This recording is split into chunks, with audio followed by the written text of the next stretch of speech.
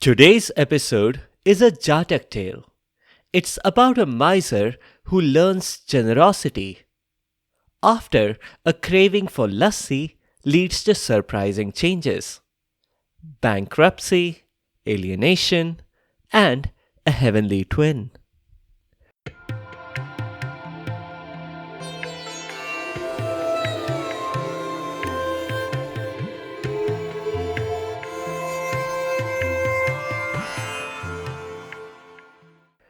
Namaskar and welcome to Stories from India. This is a podcast that will take you on a journey through the rich mythology, folklore, and history of the Indian subcontinent. I am Narad Muni, the celestial storyteller and the original Time Lord. With my ability to travel through space and time, I can bring you fascinating stories from the past, the present, and the future.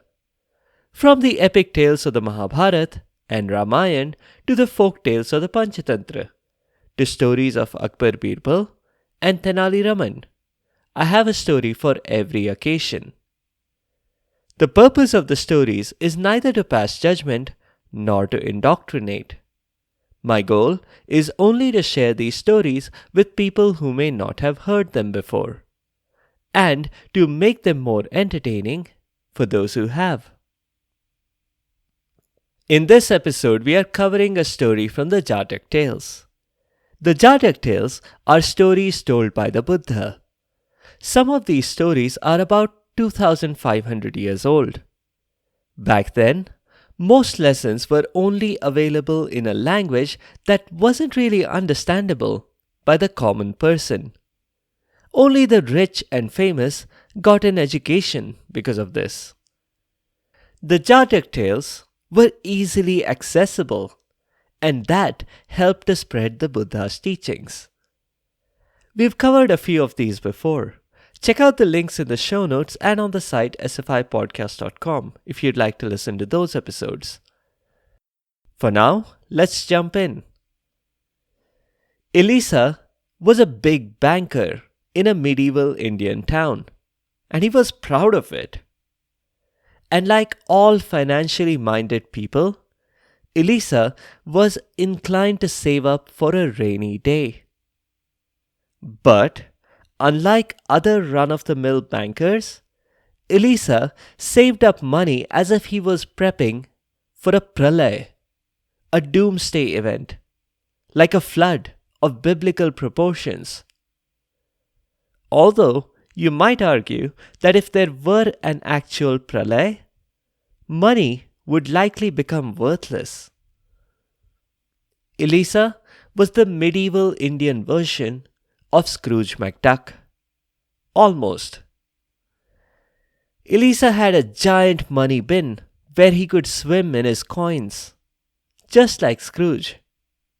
He was also incredibly miserly, just like Scrooge. And he was socially and emotionally isolated from the rest of society. Again, just like Scrooge. However, there are two big differences from the lovable Disney character. One, Elisa had inherited most of his money, like a modern-day billionaire who lucked out in the family lottery. Whereas Scrooge McDuck had earned every single penny he owned. The other big difference was that Elisa did not have a trio of nephews running about the place, solving mysteries and protecting Scrooge's money bin from villains like the Beagle Boys. Elisa might have received help in that category if he had been even a teensy bit pleasant to those he interacted with. Elisa had a family. By default, his wife and children had started off loyal to him. And yet, he wore down their loyalty with his gruff attitude. Just this morning, he lectured his youngest daughter for 2 hours about how money didn't grow on trees. Though she secretly suspected that her father had a money tree somewhere. And all that had happened because she asked for 1 paisa to buy some chalk that she desperately needed for her classwork. Ultimately, the poor kindergartner, eyes full of tears, resolved to raid the waste paper basket at school for little broken pieces of chalk that she could use. Elisa's wife, Bholi, didn't have it any easier. She was given no budget at all for fixing things around the house. Over the years, she had MacGyvered her way through repairs. For example, she could use a paperclip, a cotton swab, and a little bit of yesterday's newspaper to keep the chulha operational for a little longer. So this morning, thinking cheerful thoughts about how much he had stretched the home budget, Elisa was walking to his workplace. He could have afforded a Mustang. I mean, a horse, not a car made by the Ford Motor Corporation. But spending money on mere convenience was an unforgivable sin.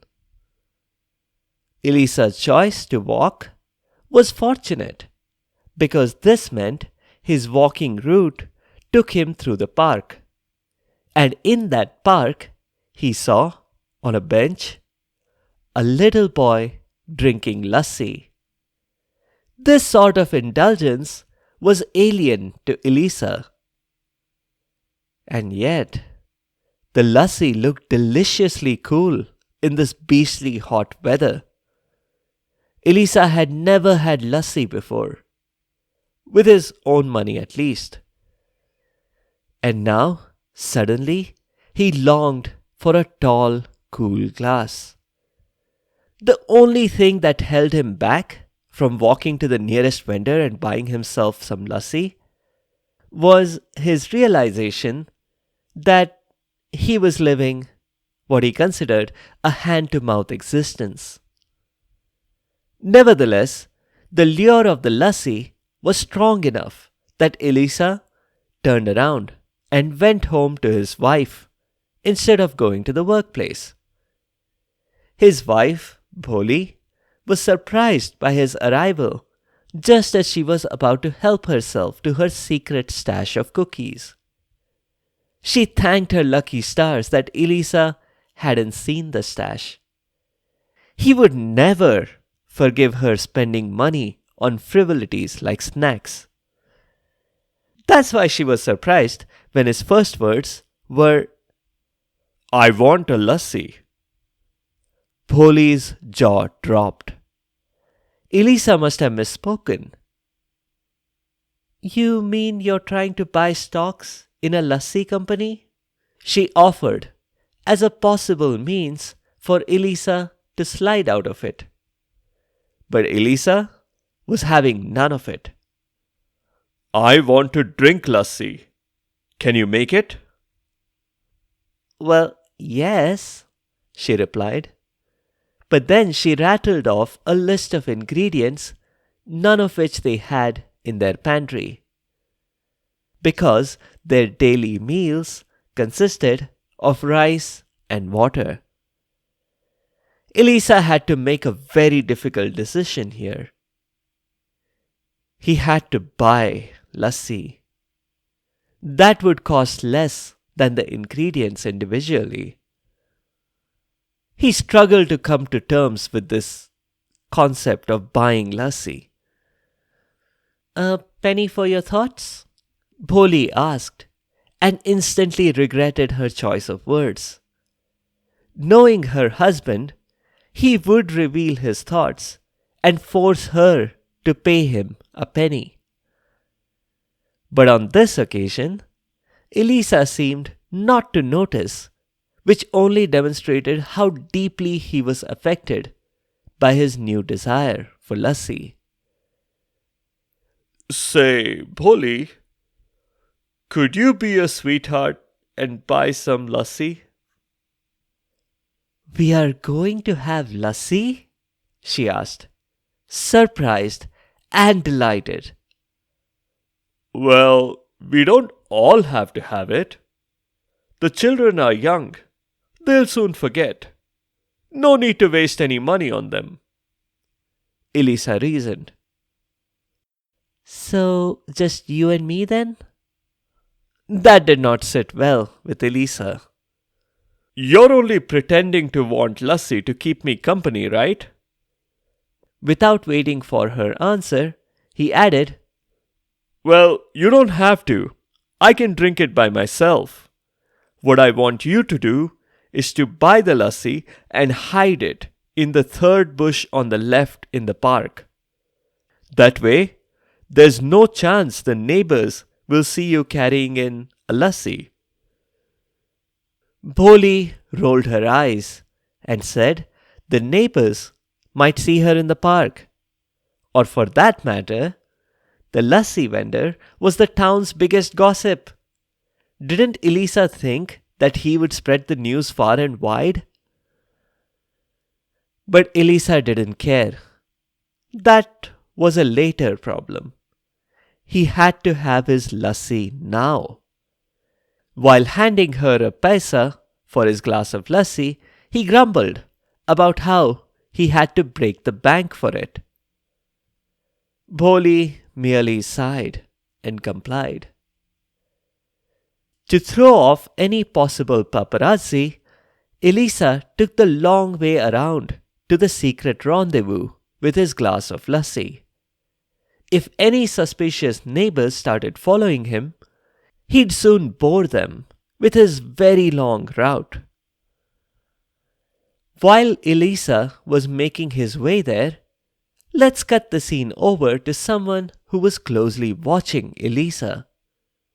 Not a paparazzo, and not a neighbor. This was Elisa's father, Sakka. And in case you're wondering why Elisa had inherited his fortune if Sakka was still around, the answer is simple. Elisa's father was not actually around. He had passed away. But he was reborn as a celestial being, with some magic powers and whatnot. And right now, Sakka was fuming. The reason for his anger was his son's actions. I guess you could call him an ex-son, since that was in a past life. But Sakka still felt deeply responsible for Elisa's ill behavior. Sakka had inherited money and then earned more. But he had also donated a substantial amount to charities. He had set up homeless shelters and soup kitchens for those in need. But Elisa had torn those down in a cost-cutting measure. So Sakka set out to teach his boy a lesson. And he did that by turning himself into an exact likeness of Elisa. Quickly, he marched to the king's palace and asked for an audience. Elisa may have been a miser and disliked by all, but he was rich enough that if he requested an audience with the king, the audience was swiftly granted. So Sakka, disguised as Elisa, walked in and announced that he wanted to give all his money away. He had a whole bunch of money that was burning a hole in his pocket. Well, not literally. His money wouldn't fit in his pocket. That's why he had a money bin. Anyway, the point he was trying to make that anyone could just walk up to Elisa's home and money bin and help themselves to whatever they wanted. Not just the king, but the entire court was stunned into silence. Elisa, are you feeling okay this morning? The king asked, cautiously. Sakka replied that he felt like $1,000,000. He felt like he had money to burn. Except he didn't want to burn it. He wanted to spread the wealth around. so he claimed. The king did not believe him. This was so out of character for Elisa that the king got the banker to make the announcement all over again, in writing and notarized, in triplicate. Sakka, thanks to his magic powers, could replicate Elisa's thumbprint, which served as his signature as well. The king shrugged and came to terms with this. Miracles could happen after all. So he had it announced all over town that Elisa's money and all his properties were up for grabs. This kind of news travels really fast. No one in court waited. They made all kinds of excuses. Some called in sick, others suddenly remembered appointments. A few others claimed they had been summoned for a family emergency. But all of those courtiers mobbed Elisa's money bin and home, along with all of the other people in town. Bholi was puzzled and didn't believe what was happening. But she had to admit that everything was in order when she saw her husband's thumbprint on the notarized copy of the agreement. She figured Elisa must have had his lassi and become a changed man. She certainly couldn't stop or even delay this mob. So she handed over the keys to the money bin to the mob leader, and she fully threw open the doors to her home. Let's go back to Elisa, the real Elisa, who was hiding in the bush enjoying his lassi. He had been drinking slowly because he wanted to get his money's worth. He paused mid-sip when he heard a passerby praising Elisa. A very rare and curious event. He had never heard a word of praise before. What had he done to earn such high praise? And from a stranger, no less. He wondered. He got out of his hiding spot in the bush and saw his bullock cart, the one he used exclusively for his business. He had it mainly for the tax deductions, so that he could squeeze every paisa out of the system. When Elisa recognized his cart, he became angry. This stranger who was driving it must have stolen his cart. Elisa tried to take it back, which led to an altercation, which got the police involved. And that got Elisa and the stranger before the king. Elisa firmly accused the stranger of stealing his stuff. The king was suddenly very glad that he had the foresight to put Elisa's request in writing. The document was quickly produced, and Elisa was surprised to see that it was indeed his own thumbprint on the paperwork. This was just the kind of mystery that Huey, Louie, and Dewey would have solved for their Uncle Scrooge. But unfortunately for Elisa, he had alienated everyone. So it was really only up to him to get out of this mess. Things only got more confusing when Sakka came in, still disguised as Elisa. The king rubbed his eyes. He seemed to be seeing double here. But when everyone in court rubbed their eyes, it became clear that there was nothing wrong with the king's vision. Both Elisas claimed to be the Elisa. Even Bholi was brought in to break the tie. She couldn't tell them apart visually, which really spoke to Sakka's remarkable abilities to impersonate his son.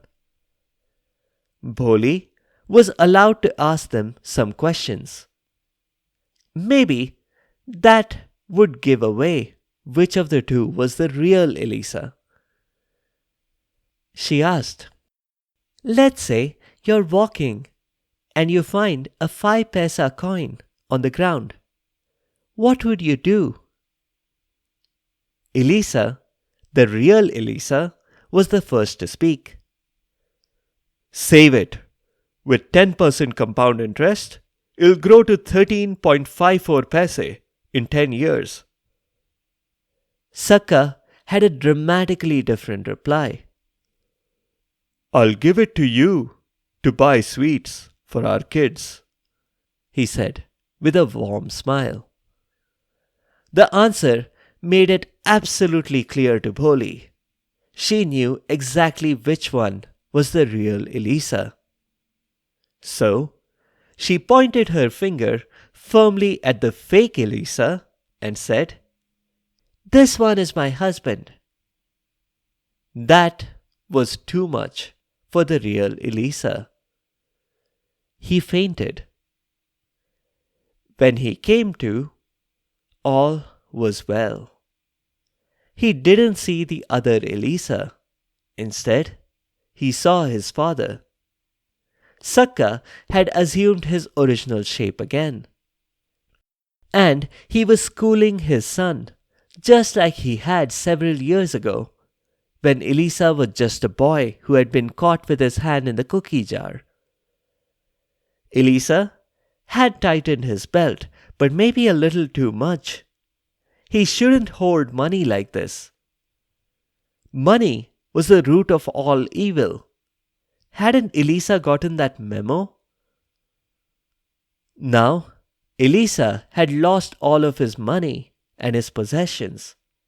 And he had had the rude shock of seeing his dead father alive again. What's more, he felt immense betrayal from the realization that his wife had deliberately picked an impostor over him. And yet, somehow, the combination of all of that finally taught him the lesson that Sakka had set out to teach. Material wealth wasn't bad or terrible by itself, but pursuing it above all else was not going to bring you spiritual satisfaction. That lesson learned, Elisa and his wife went home to lead a much more contented life. Sakka went back to heaven doing heavenly things.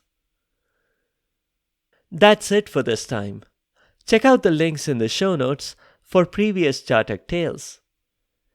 In the next episode, we'll continue the Mahabharata along the main storyline. We'll see what Duryodhan cooks up for the Pandavas after his hopes of assassinating them went up in flames. Thank you all for the comments on social media and on Spotify's Q&A.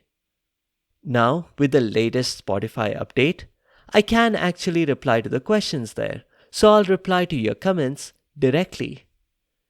If you have any other comments or suggestions, or if there are particular stories that you'd like to hear, please do let me know by leaving a comment or a review on the site sfipodcast.com, or leave a comment on Spotify.